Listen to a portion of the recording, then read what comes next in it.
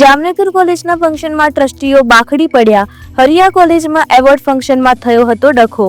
ટ્રસ્ટીઓ CTC division police સ્ટેશને પહોંચ્યા. સમગ્ર મામલો પહોંચ્યો પોલીસ સ્ટેશન. પહેલા ટ્રસ્ટી દ્વારા પુરુષ ટ્રસ્ટી સામે આક્ષેપ કરતા પોલીસ સ્ટેશન પહોંચ્યા. ફરિયાદ નોંધાવવાની તજવીજ. જામનગર કોલેજના ફંક્શનમાં ટ્રસ્ટીઓ બાખડી પડ્યા. હરિયા કોલેજમાં એવોર્ડ ફંક્શનમાં થયો હતો ડખો. ટ્રસ્ટીઓ સીટીસી ડિવિઝન પોલીસ સ્ટેશને પહોંચ્યા. સમગ્ર મામલો પહોંચ્યો પોલીસ સ્ટેશન. પહેલા ટ્રસ્ટી દ્વારા પુરુષ ટ્રસ્ટી સામે આક્ષેપ કરતા પોલીસ સ્ટેશન પહોંચ્યા. ફરિયાદ નોંધાવવાની તજવીજ.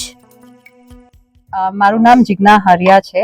જામનગરમાં જે પ્રતિષ્ઠિત સ્કૂલ છે શ્રી એલજી હરિયા સ્કૂલ, એ મારા દાદાજી છે, મારા બાપુજી. અને આપણી જે બધી કોલેજીસ ચાલે છે એ જે હરિયા કોલેજના નામે કેમ્પસ વખણાય છે એ પણ અમારા દાદાજીના નામે બન્યું છે. હવે આજે જે પ્રસંગ થયો એની પહેલા હું તમને થોડી હિસ્ટ્રી કહું કે કઈ રીતે શું કામ આવું થયું. હવે મારા દાદાજી કજુડા ગામમાં મોટા થયા હતા. એ 3 ચોપડી ભણેલા અને કજુડા ગામ નાની વયે 9 વર્ષની ઉંમર છોડીને એ મુંબઈ આવ્યા. અને એમણે કડી મજૂરી, એટલે આપણે હાથ ગાડી લઈને નારિયેલ ના વેચતા માણસો, કડી મજૂરી કરીને 5મે માળે લિફ્ટ નથી એવી જગ્યાએ ડિલિવરીના કામથી શરૂઆત કરીને પછી ધંધો વિકસાવ્યો. મારા બાપુજીની ઉંમર જેમ મોટી થતી ગઈ એમ એમની નજર બહુ કમજોર થઈ ગઈ. એમની આઈસાઇટ સાવ વહી ગઈ, પણ એમનું વિઝન બહુ જ સ્ટ્રોંગ હતું. મારા પપ્પા શ્રી જયંતિભાઈ હરિયા અને બીજા એક ભાઈ હતા કાંતિભાઈ હરિયા, એ બે એમના દીકરાઓ. એમણે મહેનત કરીને એ હદ સુધી પહોંચી ગયા કે દુનિયાના ગમે તે મોટામાં મોટું શહેર નાખો તમે, લંડન કયો, ન્યુયોર્ક કયો, નાઇરોબી કયો, હોંગકોંગ કયો, દુબઈ કયો, જ્યાં કયો ત્યાં આપણી ઓફિસીસ હતી. એટલે તમે વિચાર કરો કે જર્ની ક્યાંથી ક્યાં આવી. અને બાપુજીની 2 આંખો એટલે એમના દીકરાઓ. એક થોડી ઉંમર જતા જયારે એમની ઉંમર મોટી થઈ તો એમણે 2 ભાઈઓને બોલાવ્યા કે મને તમને મારો વારસો કરી આપો છે, મારા જીવતાજી હું આ કરી નાખું. તો જેમણે બહુ હાર્ડ લાઈફ જોઈ હોય ને એ લોકો લક્ઝરી ઉપર ન સ્પેન્ડ કરી શકે, એ લોકો બીજાનું વિચારે. અને મારા બાપુજી જયારે હતા બી તો એમની વાત એમ થતી કે તમે લખુ બાપાને ત્યાં ગમે એમ કરીને પહોંચી જાઓ, તમને રોટલા ને ઓટલાની સગવડ થઈ જશે. મારા પપ્પા, મોટા બાપા, બાપુજી જયારે વારસાની વાત આપી તો બંને કીધું અમને તમારો વારસો નથી જોઈતો, તમને જ્યાં વાપરવો હોય સારા કામે તમે વાપરો. 3 ભેગા મળીને નક્કી કર્યું કે બાએ બહુ સમજાવ્યા બી કે છોકરાને કે ભાઈ પૈસા વગર જિંદગી કાઢવી બહુ અઘરી છે. હું તમને કહું છું, મેં જોયું છે, તમે આમ ના કરો, તમે વારસાના લઈ લ્યો. એમના આટલા સમજાવ્યા બાદ પણ એ લોકોએ કીધું કે અમને નથી જોતા, અમે સક્ષમ છે, હવે અમારી રીતે કામ કરી લેશું. એના ઉપરાંત થયું એવું કે એના ઉપરાંત એ ટાઈમે કે બાપુજી જયારે ગામડેથી ગયા મુંબઈ તો ઘણા લોકો જોયું ને ગામડામાં ઘણા લોકો રોટલા પણ નતા થતા. હું વાત કરું છું 43 યર્સ પહેલાની, 45 યર્સ પહેલાની. એ લોકો બિચારા જતા હતા કેન્યા કે ગમે ત્યાં કે ભાઈ કઈ પણ કરીને બહારગામ સેટ થશું. આજે એ જ લોકો અહીંયા આપણને ડોનેશન આપે છે. પણ એ લોકો જ્યાં ત્યારે જતા હતા તો આ લોકોએ જોયું કે ઇંગ્લિશ ના આવડે ને તમે ફોરેન કન્ટ્રીમાં જાઓ તો એમને સંકોચ થતો, એમનો કોન્ફિડન્સ ઓલું થતું. તો એમણે નક્કી કર્યું કે આપણે આપણા ભાઈબંધોને આપણે સારા કામે ઇંગ્લિશ મીડિયમ સ્કૂલ કરીએ જામનગરમાં, કે ભાઈ ગામડેથી કે ગમે ના આવે ને ઇંગ્લિશ મીડિયમ સારી સ્કૂલ ભણવા મળે. અને વસ્તુ એવી છે કે તમે જયારે સારા નીતિથી કઈ કામ કરો, કે તમે જયારે એમ કહે ને કે ઓલા શાહરુખ ખાન નો ડાયલોગ શિદ્દત से अच्छे से तुम सोचोगे ना तो તમને રસ્તા મળતા જ રહેશે. GIDC finish the dialogue for me please finish the dialogue for me Shahrukh Khan. તો એ વસ્તુ માટે આપણને જીઆઈડીસી આ લોકોના જે કોન્ટેક્ટ હતા, વાપી એક ઘોડાની સવારી જતી ગારા હતા, એ વાપીને આપણે વિકસાવ્યું ઘણા લોકોએ, પણ ફેમિલી નેમ આપણું થોડું વધારે આગળ આવે. પાયનિયર્સ, આજે જે વાપી બન્યું છે એના pioneers we can take a little credit. અને બાપુજીના આશીર્વાદ ને બધાથી આપણે અહીંયા જીઆઈડીસી જમીન આપી. જીઆઈડીસી આ લોકોને ઓળખે છે, સારું નામ છે, ખબર છે કે ભાઈ તમને ખાલી જમીનમાં તમારું કામ નહીં થાય, અમે તમને ગ્રાન્ટ પણ આપશું. તો આપણા નામ ને આપણા પૂર્વ કામના હિસાબે આપણને જગ્યા આપી, આપણને ગ્રાન્ટ પણ આપ્યો. એના ઉપરાંત એશિયન પેન્ટ્સ કરીને પપ્પાના પરમ મિત્ર કે આપણા JVMIS નું હરિયા કોલેજ કેમ્પસમાં ગ્રેજ્યુએશનનો પ્રોગ્રામ હતો. હવે એનું ઇન્વાઇટ જે છે હું તમારા કોઈમાંથી એક વોટ્સએપમાં નાખી દઈશ. એમાં ઇન્વાઇટર્સના નામ, ટ્રસ્ટીના નામ, આપણા જે ચીફ ગેસ્ટ છે એમના નામ, બધાના નામ લખેલા હતા.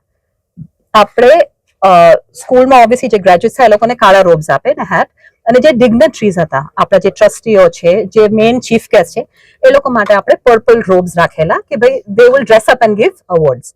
હવે આપણા જે HOD છે ડોક્ટર અજય શાહ, એમણે પેલા એક પરિમલભાઈનું ઇન્ટ્રોડક્શન આપ્યું as member of trust board.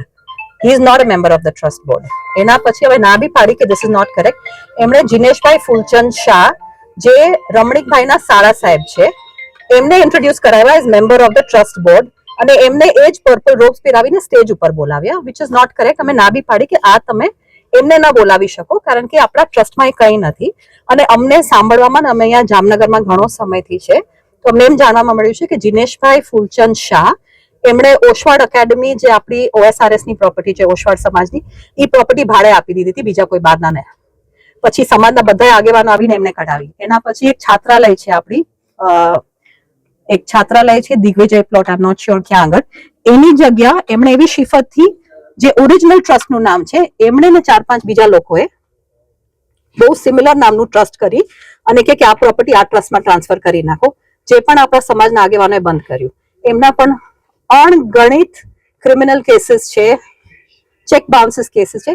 એટલે આપણે જ્યારે 45-50 યર્સથી કારકિર્દી કરીને એક બ્રાન્ડ નેમ બનાવ્યું હોય અને આવા કોઈને આપણે સ્ટેજ ઉપર બોલાવીએ ટુ ગીવ અવે અ ગિફ્ટ ટુ ગ્રેજ્યુએશન લોકોને, he is nobody in the trust, એ કોઈ કમિટીમાં નથી, એમની ઓળખાણ એ જ છે કે રમણીકભાઈના સાળા છે, અને એમને કોઈ કાળે કાંઈ invitation as a normal guest હતું.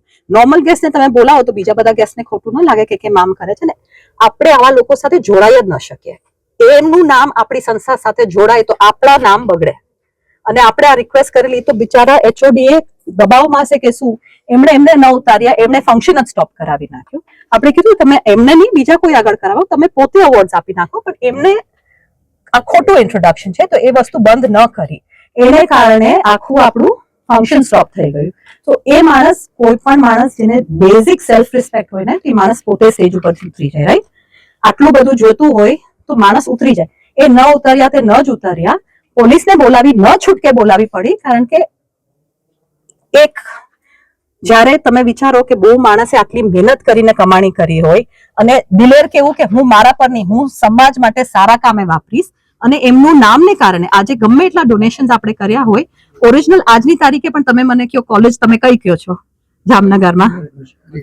હરિયા કોલેજ બોલો છો ને? તો એ નામની કઈ કિંમત હોય, એની કારકિર્દી હોય, કેટલા વર્ષે શું બન્યું, તમે ગમે એવા એરા ઘેરાને બોલાવી એને સ્ટેજ ઉપર ચડાવી દો ને એમનું નામ એસોસિએટ કરો તો આપણા પર છાટા ન ઉડે. તો ન છૂટકે અમારે આ કરવું પડ્યું, અને અમે રિક્વેસ્ટ બી કર્યું. અમે મિસિસ નેહલ મેડમ પલાને બી કીધું કે તમે કેમ્પસ ડિરેક્ટર છો, તમે અજયભાઈને રિક્વેસ્ટ કરો કે ધીસ ઇઝ નોટ કરેક્ટ. પણ એ ન ઉતર્યા, તે ન જ ઉતર્યા. અને આઈ એમ સો સોરી કે તમારી સાથે આ રીતે વાત કરવું પડે. અમે કઈ સેલિબ્રેટ કરતા હોય તો, અને આમાં તમે પૂછો છો એટલે કહું છું કે અમારા જે મેનેજિંગ ટ્રસ્ટી છે રમણીકભાઈ, અમને હમણાં હાલમાં ખબર પડી છે, સાધના ટ્રાન્સપોર્ટ વાળા, એ એમના પરમ મિત્ર હતા. એમની વિધવાબેન ની એમની વિધવા વાઇફ વર્ષાબેન, બેસ્ટ ફ્રેન્ડની વાઇફ ન કરે. નારાયણ, તમારા કોઈ બેસ્ટ ફ્રેન્ડને કઈ થઈ જાય તો તમે એમની વાઇફને સહાયતા કરો. એમણે એમની જગ્યા વેચી મારી, પોતાના નામે કરી વેચી મારી, અને કોઈ ટ્રસ્ટીને, કોઈ ટ્રસ્ટ બોર્ડમાં જાણ નથી કરી. એમની FIR ચાલુ છે, એમના પર કેસીસ ચાલુ છે, ક્રિમિનલ કેસ. હજી પણ 27 જૂનના 2025માં એમનો કેસ ચાલુ છે. વાત ત્યાં નથી અટકતી. મને કહેતા બહુ દુઃખ થાય છે કે એ આપણા સ્ટાફને, જેમ કે એક જીપાલ પટેલ કરીને છે, આપણો CEO છે, એ છે, હા, એને અને આપણા કેટલાય અણગણિત સ્ટાફને પોતાના પર્સનલ કામે ક્રિમિનલ કેસ માટે ત્યાં મોકલ્યા. તો તમે વિચાર કરો આપણા સંસ્થાનું નામ કેટલું બગડે. અને રમણીકભાઈએ એ પણ વાત નથી કરી